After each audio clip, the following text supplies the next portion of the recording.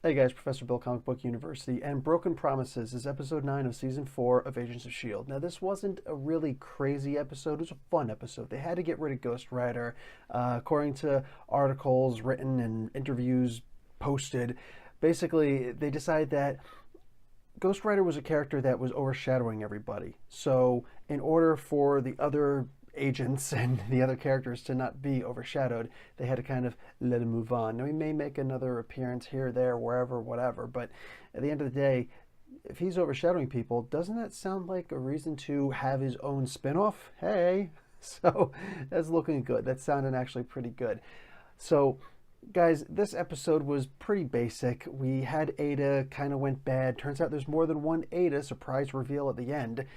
And, well, another surprise reveal is that this guy that was it, Senator Ellen Nadir's brother, was actually just there to be killed. I mean, he wound up having these really quick, reaction.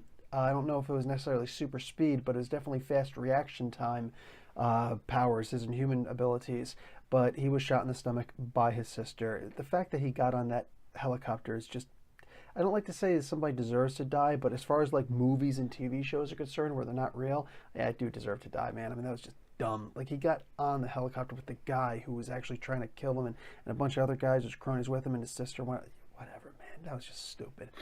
But what I did like is the AI going wrong, and Mac was kind of annoying at first. I mean, you got to remember, he is this really, really big guy with a gigantic axe shotgun. He's very intimidating, and I don't like when he starts getting into his bullying, angry mode, but he actually pulled it off really well in this episode. Turns out that he was right, so it's hard to say that somebody's doing something wrong when they turn out to be right in the end. So there's that.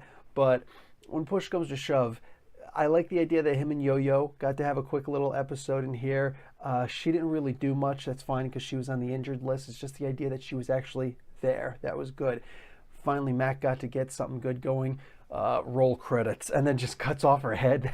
Great. I think it went this way anyway, but that was actually pretty good. Very welcome. The best part of the TV show had to have been them making all these constant references. Like, there's the Terminator reference. Everybody knows that one. But, they go and do a Lawnmower Man. That was really good. And then Chopping Mall. That was unexpected.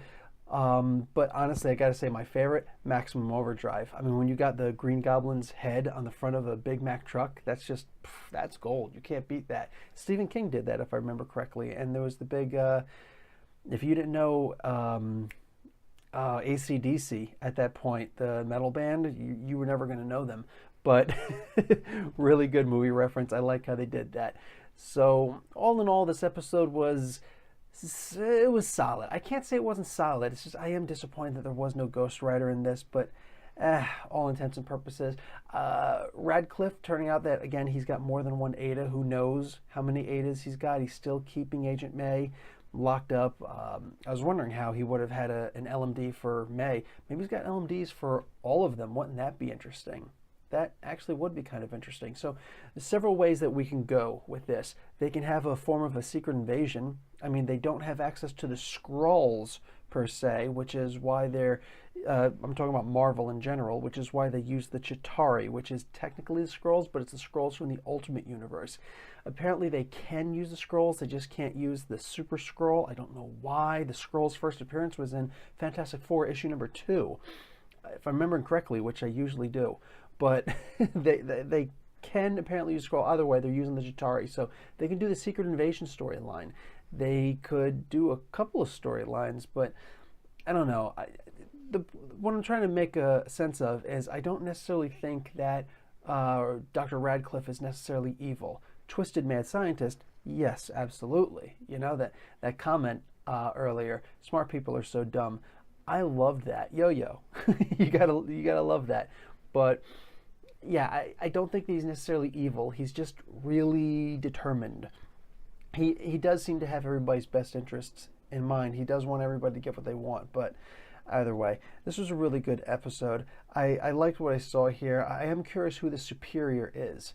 Now, what I'm thinking is, check this out. This might be a very far stretch of the imagination, but the superior, it almost sounds like they're talking about the secret society. okay, like the Thule. Now, these guys are these guys haven't been in the Marvel comics forever, for a really long time, but they're prevalent right now. What's the date? The date's the 11th. It just, yeah, turned the 11th recently. So the 11th of January, 2017. Guys, the Thule, the Secret Society right now is prevalent in the Steve Rogers Captain America comic books. What's going on there is that Captain America is apparently not Skrull agent, duh, oh, for crying out loud, duh, really? Hell Hydra. He's a Hydra agent, but I don't believe that that's really the case in the comics anyways. Go and see my podcasts. Go and see some of the other things I got on this channel, like my reviews of Captain America Steve Rogers comics. But my point is that they're back, and saying the superior thing, Steve Rogers is apparently going to have his own secret society going on. That's going to be a big event coming up this month, if I'm looking at things correctly, this month in the comics. So they might be trying to make the comics and the TV show mesh a little bit, which would be interesting because everything in the comics seems completely off kilter right now. So we'll see, but I'm thinking that it could go that way also. So many different ways this could go. I'm very happy with what's going on. I'm glad that S.H.I.E.L.D. is back.